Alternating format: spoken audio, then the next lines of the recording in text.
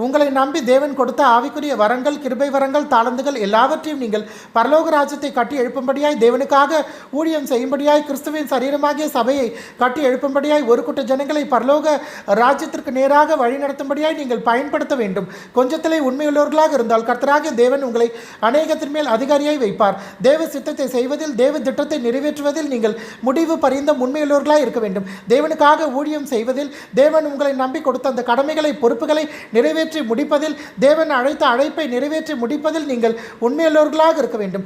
தேவன் உங்களுக்கென்று கொடுத்த பொருளாதார நன்மைகள், ஆசீர்வாதங்களை நீங்கள் தேவனுக்காக ஊழியம் செய்யும்படியாய், பரலோக ராஜ்யத்தை கட்டி எழுப்பும்படியாய் நீங்கள் பயன்படுத்த வேண்டும். பாடுகள், உபத்திரவங்கள் மத்தியில் தேவனை உண்மையாய் நேசித்து, உங்கள் அன்பு மாயமற்றதாய், மாய்மாலம் இல்லாத உண்மையுள்ள அன்பாக இருந்து, வசனத்தின்படி நீங்கள் வாழ்ந்து தேவனுக்காக ஜீவனுள்ள சாட்சிகளாய் இருப்பீர்கள் என்று சொன்னால் உண்மையுள்ள மனுஷர்களாக இருப்பீர்கள். கர்த்தராகிய தேவன் உங்களுக்கு பரிபூரணமான ஆசீர்வாதங்களை கொடுப்பார்.